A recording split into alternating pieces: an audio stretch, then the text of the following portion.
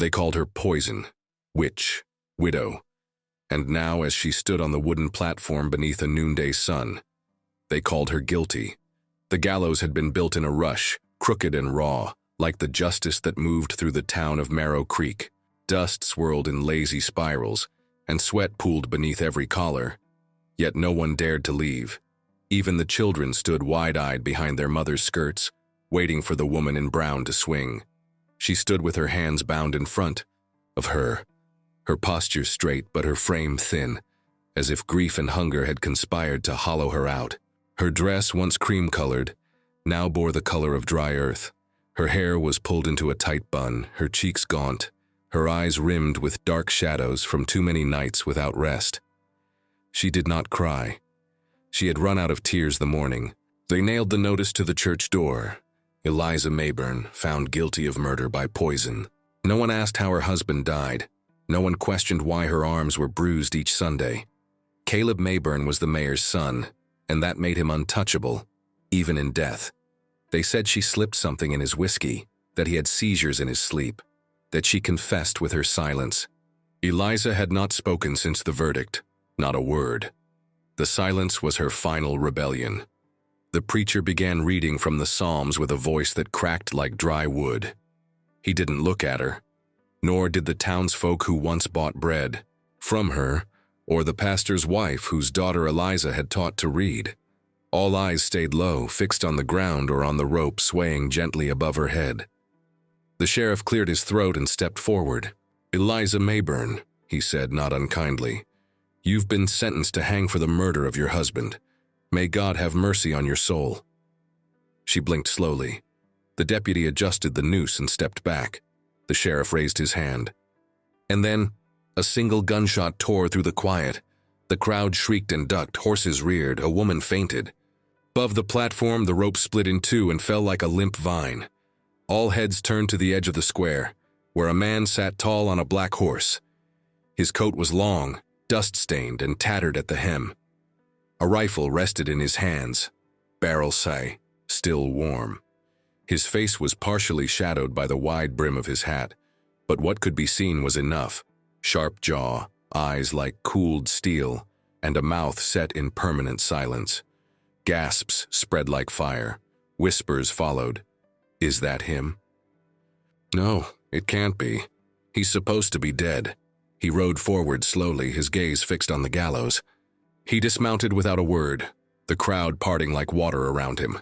The sheriff reached for his weapon but hesitated when the man simply pointed to Eliza and said, in a voice low and ragged, "She belongs to me."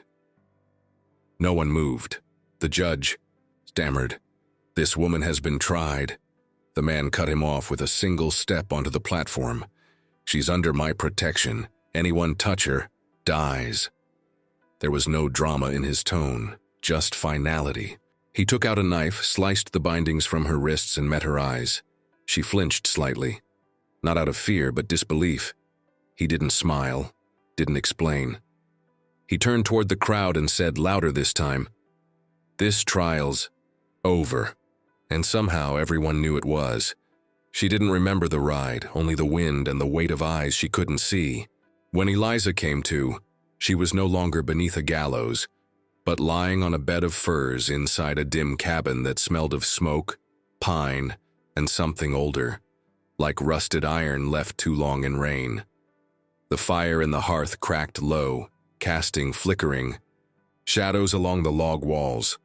A lantern swung gently from a beam above, and next to it the man sat sharpening a knife. He hadn't spoken since they'd fled the town. Not once. She sat up slowly, arms aching, her wrist still raw where the rope had bitten through. The man didn't look up, just kept working the blade along the whetstone, steady as a heartbeat. Outside, the wind howled through the pines like ghosts circling the cabin. She studied him now under clearer light. Lean frame, sun-worn skin, a scar that ran from his right temple to his jaw like lightning frozen in flesh. His beard was dark and unkempt, his eyes deep-set beneath a shadowed brow, eyes that seemed too tired to hate, too alert to trust.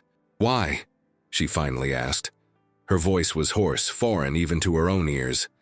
The question hung in the cabin like smoke. He paused, looked at her for the first time. Then, as if it explained everything, he said, "They lied." Eliza blinked. "You don't know me," she whispered. "You don't know if I did it." "I know," he said. She waited for more. None came. He stood and walked to the corner where a kettle simmered over the coals. He poured a mug of hot water and added crushed leaves from a tin. Without a word, he handed it to her. She took it, unsure whether to drink or weep. "I don't need saving," she said after a long moment. He gave a dry chuckle. "Didn't say you did." Eliza looked at him again, truly looked, and realized he wasn't here to rescue anyone. He wasn't a hero. He was a man with demons of his own, and maybe, just maybe, saving her had nothing to do with justice and everything to do with what haunted him when the fire burned low. "What's your name?" she asked. He stared at the flames. "Don't use it much.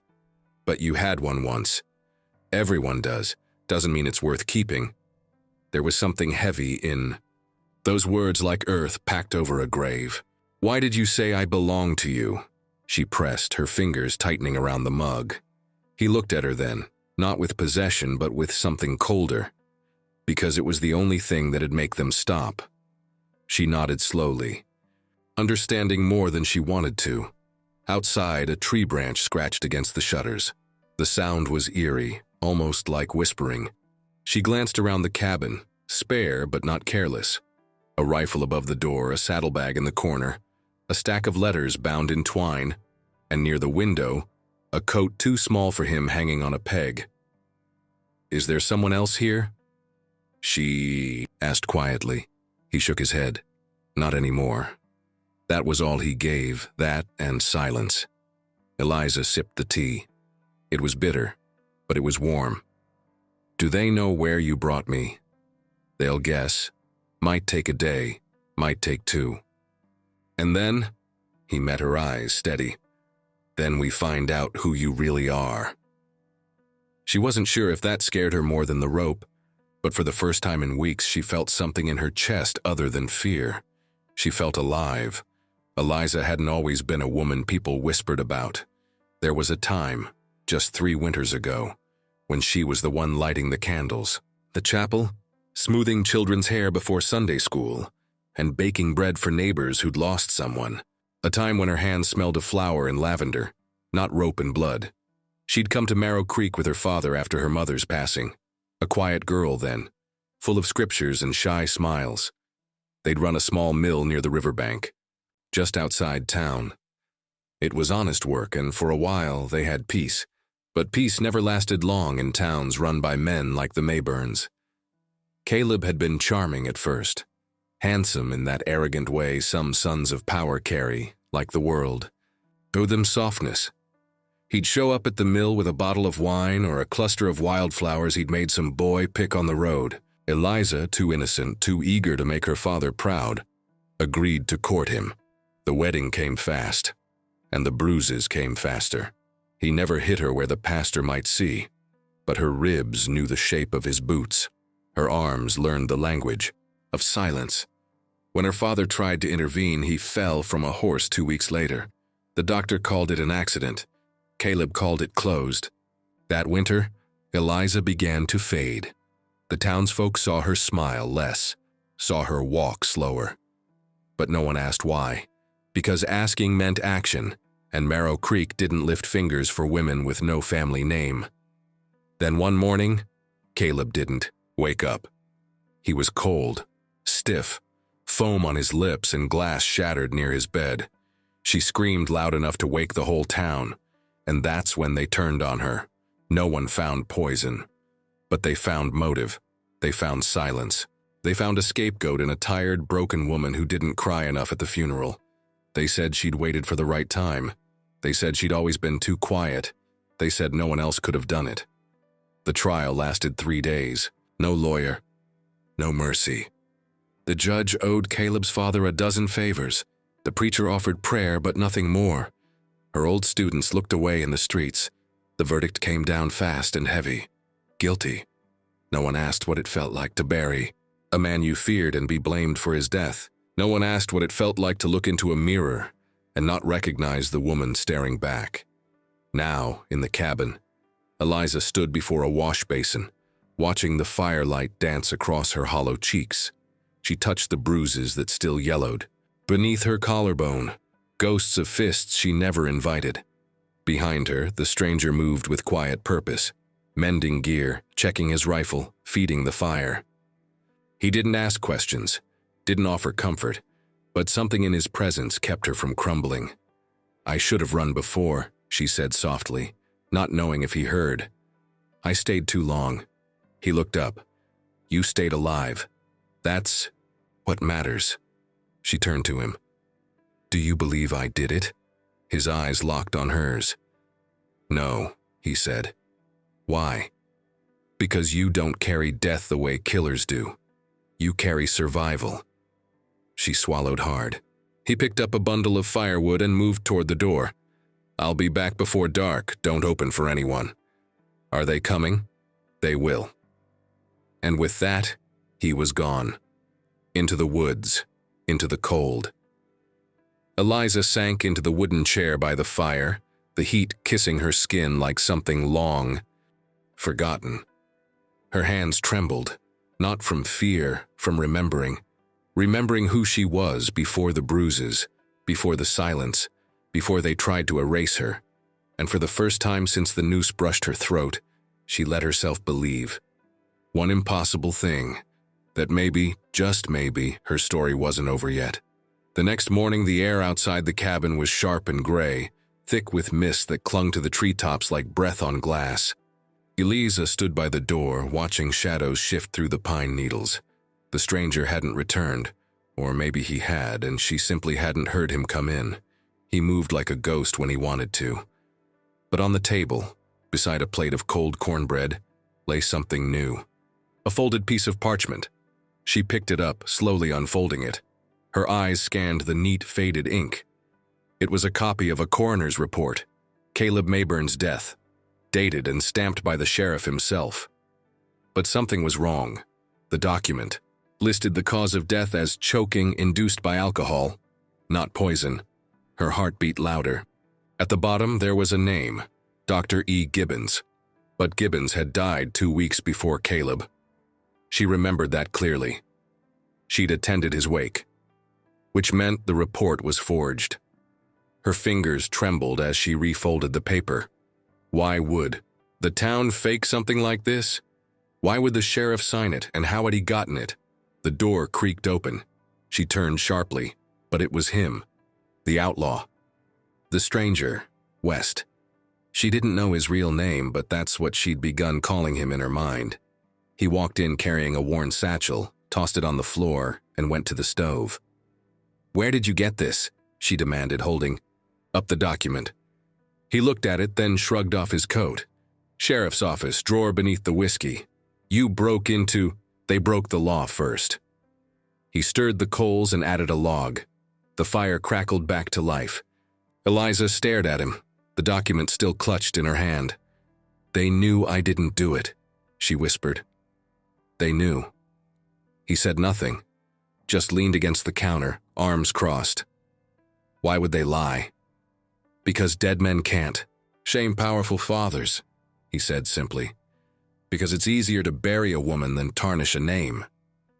The words struck her like a slap. "But why help me?" she asked again. "You don't owe me anything." West stepped forward slowly, like he was stepping through fog only he could see. "I once stood by and watched them hang someone I cared about," he said. "Told myself it wasn't my fight. That silence would keep me safe." He looked away, jaw tightening. "I buried her myself." Eliza's throat closed. He didn't explain further, didn't need to. The guilt in his voice was enough. "And now?" she asked. "Now I don't stay silent." He pulled another document from his coat and laid it on the table. It was a deed, land owned by the Mayburn family, but scribbled in the margins was a note from Caleb's own hand, cursing his father and threatening to take everything once he inherited. He was planning something, West said. Blackmail, or worse. Eliza sat slowly. The pieces clicked together. If Caleb was going to turn against his father, maybe it wasn't me they wanted rid of. West nodded once. They needed a scapegoat, she murmured. And you were already broken. Easy to blame, hard to defend. The fire popped. Eliza stared into the flames. So what now? West looked at her, his expression unreadable. Now we prove it, but not from here. She tensed. You want to go back to Marrow Creek? We have to. It's the only way to make them see. Or hang me twice. Not while I'm breathing. There was no boast in his voice, just certainty. Eliza exhaled. The warmth of the fire suddenly felt fragile. She had once thought death was the worst they could do. But maybe worse was living with no name, no justice, no truth. She reached for the papers. Her fingers no longer trembled. Then let's show them everything. The trail back toward Marrow Creek wound through pine-covered ridges and dry creek beds, a path known only to trappers and outlaws. They rode in silence. Eliza rode behind West on his horse, gripping the saddle horn, the chill of dusk settling into her bones. The farther they went, the more she questioned her own courage. By nightfall, they made camp near a bend in the river, far from the main road. West built a fire with practiced hands, quiet, efficient.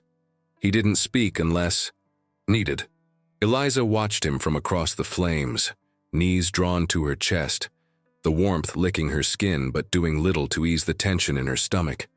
She'd ridden away from the gallows only to ride straight back into the lion's den.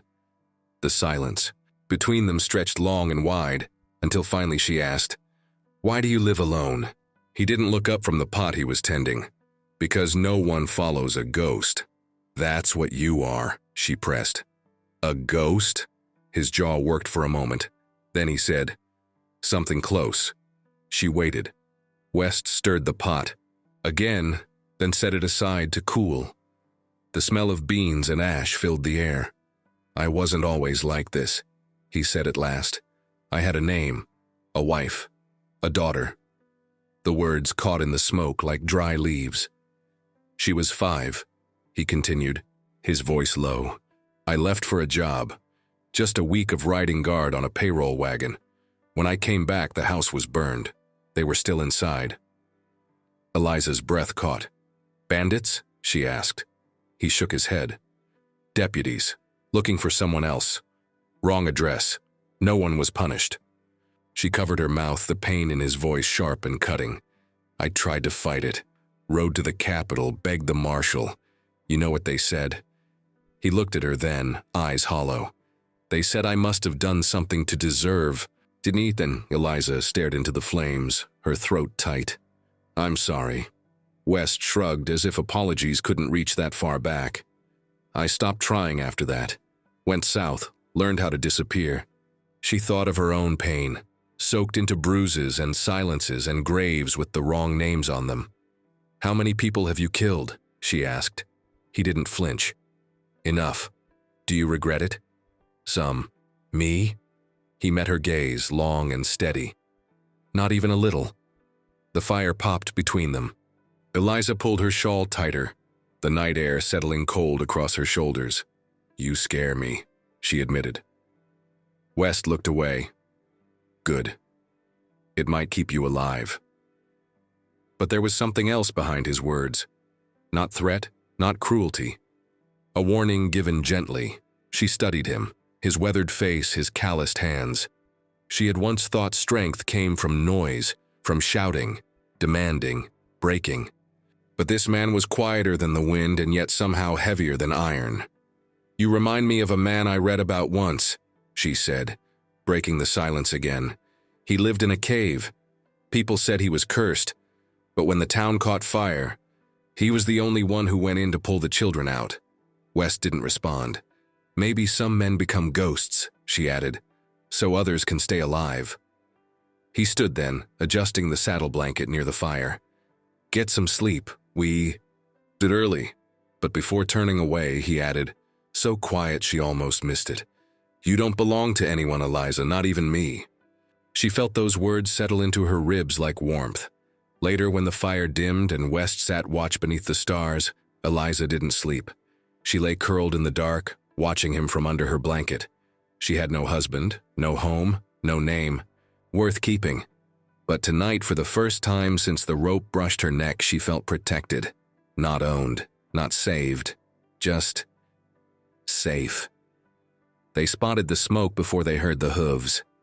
It was mid-morning. West had just saddled the horse, Eliza tying down the bedroll, when he paused, his body still as bark. He lifted his head, nostrils flaring like a wolf catching wind of blood. Eliza followed his gaze.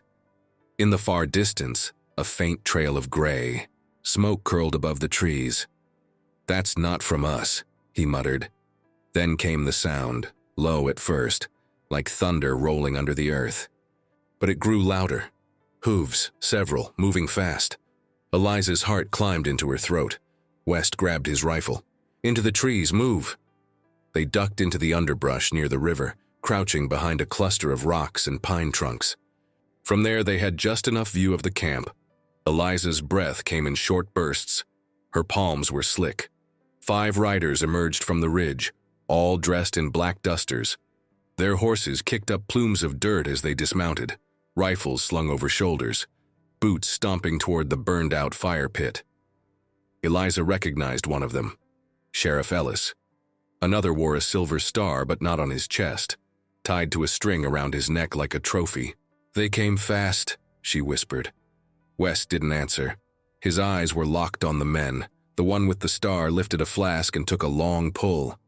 "She was here," he said. "I'll bet a month's pay." The sheriff scanned the camp. "He's with her. Has to be." "They left less than an hour ago," another rider grunted. "Tracks are fresh." West shifted his weight. Eliza felt the tension in him, like a rope pulled taut. He raised the rifle, peering down the sight, finger brushing the trigger. "Don't," she whispered. "There's too many." "I'm not aiming to shoot," he said. "I'm watching who gives orders." The man with the star walked toward the remains of the fire and kicked ash into the wind. "We take her back," he said. "The judge wants this done quiet." "No rope this time." "No rope?" the sheriff asked. "No witnesses either." Eliza's stomach turned.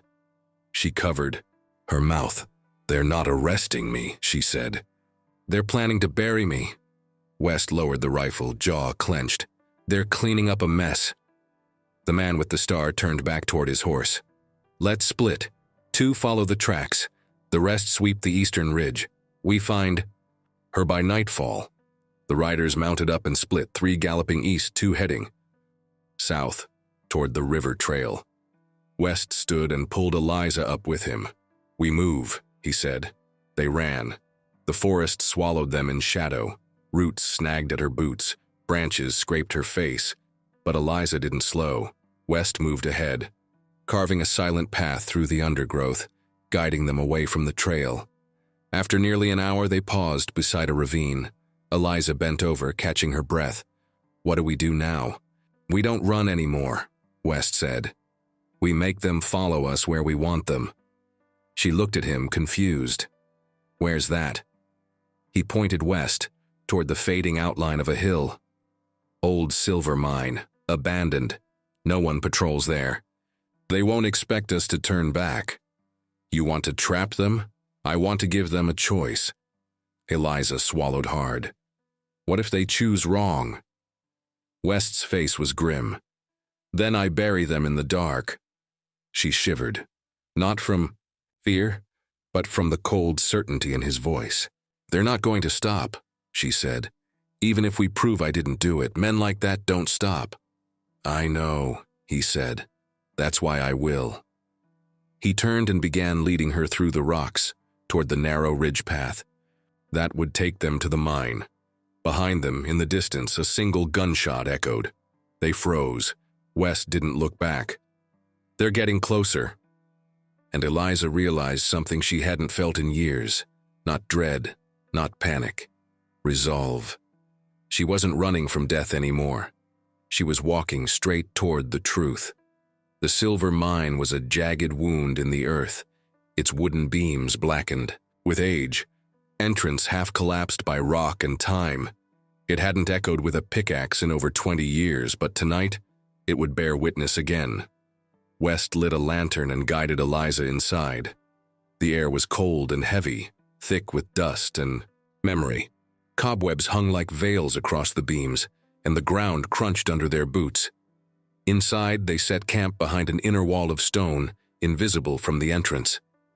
As West prepared a trapline along the narrow corridor, wire, broken glass, a rusted bell, Eliza unrolled her blanket and placed the small bundle she'd kept hidden in her satchel on her lap. It was wrapped in cloth tied with a faded ribbon. She hadn't looked at it since the trial, not even when they fled the gallows. Now, with hands trembling, she untied the knot. Inside lay a journal, leather-bound, worn from years of handling. Caleb's journal. She had found it under the floorboards days before his death, wedged beside a rusted pistol and a pouch of coins. At first, she thought nothing of it, just drunken ramblings. But now, in the quiet dark, she flipped through the brittle pages with new eyes. The entries began harmless enough. Business notes, land disputes. Then came the anger. My father's grip on me will end. I'll take everything, even if I have to spill blood to do it. They'll believe whatever I tell them. The town belongs to us, always has. Eliza watches me. I think she knows I'll need to deal with that. She stopped, the breath caught in her throat. He'd written about her. If she speaks to the sheriff, I'll say she seduced me. The church will turn on her. They always turn on the woman. Her hands began to shake. Further down, an entry, more erratic. The poison I keep for the rats. It looks like sugar. Father takes it in his tea sometimes. He doesn't know. Maybe it's time he did. Eliza closed the book, pressing her hands hard against the cover. He had planned it all. The feud, the blame, the downfall of his father. And she had been disposable, just another piece on the board. He was playing a game of legacy and control, and when it turned against him, they tossed her into the fire. In his place, West appeared from the shadows, crouching beside her. "What is it?" he asked. She handed him the journal. He read in silence. When he was done, he set it down carefully and looked at her, not with pity, but with grim understanding. "This is enough," he said. "For a trial?" she asked. "For a reckoning." He tucked the journal into his coat. "There's one thing I don't understand," she said. "Why hide this? Why not burn it?" "Guilt," West replied. He wasn't afraid of being caught. He was afraid of dying with no one to remember what he meant to do. Eliza nodded slowly. "He meant to be king," she whispered, "and all he left behind was a gallows." They sat in silence for a while. The only sound was the soft groan of old beams and the wind humming through the mine's mouth like a buried voice trying to be heard. Then Wes spoke again, softer now. "When we go back, I want you to be the one to read it." Eliza looked at him, startled. "They won't listen to me." "They'll have to." She shook her head. "I'm no one to them." "You were," he said. "And you still are. That's the only reason they worked so hard to erase you." He stood, checking the trapline once more. Eliza looked down at her hands. She had buried too many pieces of herself to count. Her name, her voice, her hope. But in this mine, surrounded by ghosts and grit, something stirred. She wasn't going to speak just to be heard. She was going to speak to finish what Caleb started, and end it with truth, even if the whole town had to bleed for it. They rode into Marrow Creek at dawn. The town woke slow. Light spilling through shutters, merchants lifting awnings, children chasing roosters down the dusty street. No one noticed them at first. West's coat was pulled tight, his hat low. Eliza sat behind him, hood drawn. But, as they neared the square, silence rippled out like water from a stone. It was the gallows that drew the stairs. The same crooked beam, the same rope, repaired. A hammer still lay near the post. Someone had meant to finish the job. Eliza dismounted with slow, deliberate steps. Her boots touched the same earth where the noose had grazed her neck. But she wasn't trembling now. She was burning. West stood. Beside her, arms crossed, rifle slung, a crowd gathered. First the baker, then the blacksmith. Then Sheriff Ellis stepped from his office, eyes narrowing. He walked toward them, hand hovering near his holster. "You've got no right." "I've got every right," Eliza cut in, louder than she meant. Her voice carried sharp and clear. "And I've got proof." She held up the journal. Gasps fluttered through the onlookers. "That's Caleb's," someone muttered. Sheriff Ellis scoffed. "Fabrication. That don't prove anything." West stepped forward, his shadow stretching long in the morning light. "Let her speak," he said. It wasn't a request. The sheriff froze. The rifle on West's back wasn't just for show, and the townsfolk remembered what happened the last time someone ignored him. Eliza climbed the gallows. She hadn't set foot there since the day of her sentencing. Her legs remembered every creak, every knot in the wood. But she stood tall, the journal in hand, and began to read. Not the soft entries, not the prayers. Just the rot, the curses, the threats, the confession about the rat poison. The part where Caleb bragged about how easy it would be to ruin her name if she ever spoke out. Gasps turned to murmurs. Faces darkened. The judge appeared, breathless, from the courthouse steps. "I'll need to see that," he said. She held the journal out. "You'll do more than see it. You'll read it to the jury you never let me face." "We have no jury." "You had no trial," she snapped. "Just a rope and a verdict built on silence." The preacher came forward, his Bible clutched tight. "If this is true, then we all bear the sin of it." West's eyes scanned the crowd. The mayor had not appeared, but from the far end of the street, a carriage approached, 2 guards flanking it. The elder Mayburn. Eliza's grip on the journal tightened. West stepped closer. "Want me to stop him?" "No," she said. "I want him to hear." The carriage stopped. The old man stepped down slowly, flanked by 2 deputies. His eyes found Eliza, cold and unmoved. "You speak lies. Over my son's grave," he said.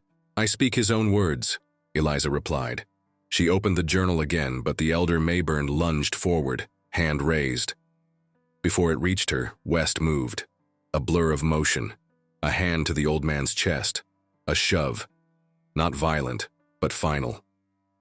The elder Mayburn stumbled back down the steps of the gallows, caught by the deputies. West stood between them now, tall and still. "She stands," he said quietly. "And you listen, or I bury every one of your secrets in your own churchyard." The judge reached for the journal. This time, Eliza let go. The square held its breath, and Eliza, for the first time since the day they tied her hands, stepped down not as a criminal, but as the only person in that town who had ever spoken the truth. The noose still hung behind her, but it didn't belong to her anymore. The church bell rang at midday, not for prayer, not for mourning, but for judgment. Word spread like wildfire. The widow had returned, and she brought the dead back with her. The courthouse filled faster than a saloon on payday. No official trial had been called, but people came anyway, crowding into pews, leaning against windows, peeking through cracks in the door. The journal had passed through 3 sets of hands by then, each one paler than the last. Eliza stood at the front, back straight, fingers clutching the edge of the pulpit like it might hold her upright. Behind her, West leaned against the wall, arms folded, silent, watching. His presence was not loud, but it was undeniable. Judge Callahan shuffled papers with trembling fingers. This account, if genuine, changes things." "It is genuine," Eliza said firmly. "You all knew what Caleb was. You just didn't care until his father's money was on the line." No one argued. The sheriff cleared his throat, voice cautious. "If it's true he poisoned his father's tea and died by his own hand, then she ain't guilty of anything." Eliza turned toward the room, her eyes sweeping faces that had once turned away from her. "You were there," she said, "the day they tied the rope. You watched, and not one of you spoke up." Heads lowered. A woman sobbed softly. The pastor covered his face with a hand. She stepped down from the pulpit. "Do you know what it's like to be erased?" she asked. "To have your name twisted into something vile, until even you believe it?" She paused. I buried my voice to survive, but I'm done surviving. She walked the aisle slowly, the crowd parting. I didn't come back to ask for your mercy, she said. I came to take back what you tried to steal. Outside, the gallows stood untouched. Sheriff Ellis turned to the judge. What do we do now? Judge Callahan looked at Eliza, then at West, and nodded once. We clear her name, he said. Gasps rippled again. Publicly, the judge added, and we investigate how this town allowed it to happen. Eliza's knees almost buckled, not from fear, but from something harder. Relief laced with disbelief. West was beside her in 2 steps, steadying her with one hand at her elbow. She looked up at him. He didn't smile, just nodded as if to say, it's done. But it wasn't done. From the doorway, a familiar figure entered. The elder Mayburn, leaning on a cane, fury etched into every wrinkle. This is a circus, he spat. You'll undo my family's name over scribbles in a book? Eliza stepped forward. Your son wrote those scribbles. He planned to kill you. He was drunk, the old man barked. He said things. Doesn't make them true. West stepped between them. I saw the autopsy, he said calmly. I saw the forged date. The sheriff signed off. The crowd tensed. Elder Mayburn's lips curled. You think this town will believe you? They already have, West said. Then from the back of the room a voice rose. I believe her. It was the blacksmith, then the baker, then the pastor. One by. Hands lifted. Voices followed. I do. She was kind. She helped me when my wife died. The tide turned, just like that. Mayburn stepped back, trembling with rage. You'll regret this, he hissed. No, Eliza said, you will. She turned her back to him, and the moment her heel touched the church floor, she felt it. West's shadow beside hers. Not looming, not claiming, just there. Spring came early that year. The river thawed before the equinox. Wildflowers pushed through cracks in the old cemetery wall, and the gallows at the edge of town were torn down plank by the same men who once stood watching. Eliza didn't ask them to. They just showed up one morning, silent, solemn, and began to work. No one said her name aloud, but everyone knew the reason why the noose would never hang again. She stayed in Marrow Creek longer than anyone expected. A woman like her, once almost buried by her own town, could have run, could have vanished like West, into the horizon, trailing stories behind her like dust. But she stayed. She reopened the schoolhouse, painted the windows, replaced the hymnals in the church with blank pages so children could write their own verses. At first they kept their distance, called her Miss Eliza with hesitation, left baskets of food on her porch but never knocked, she didn't mind. Time would do what words couldn't. Each morning she walked into town with her head high, wearing the same brown dress she wore on the scaffold. Not out of poverty, out of memory. So they wouldn't forget who they almost killed. As for West, he was gone before the frost melted. She woke one morning to find his bedroll empty, his rifle missing, and only a single line etched into the wood beside the fireplace. Your life is your own now.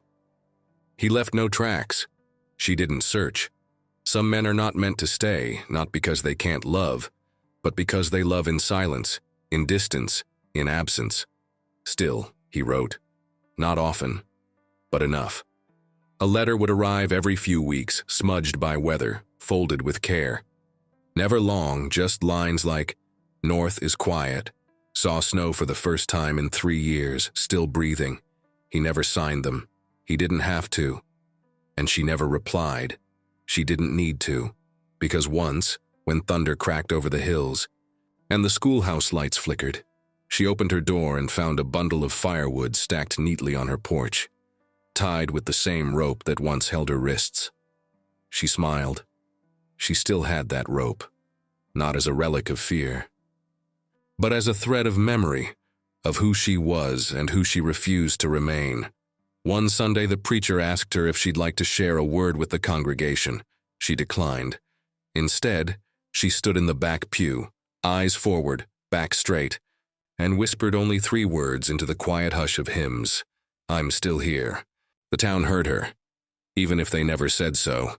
Years later, when someone asked a child why the school had no name carved on its sign, the little boy shrugged and said, "It's hers. Isn't that enough?" And it was. Because Eliza Mayburn belonged to no one. Not the gallows, not the grave, not even to the man who saved her. She belonged to herself, and the wind that once carried the echo of her name in shame now carried it in silence, soft, strong, and free. If this story moved something in you, if it reminded you that silence is not weakness, that survival is not surrender, and that everyone, no matter how broken, deserves to be heard, then share your thoughts in the comments below. Your voice might be the one someone else needs to hear today. And if you believe in stories that heal, stories that honor quiet strength and justice long delayed, subscribe to the channel. There's more to come. You're not alone here.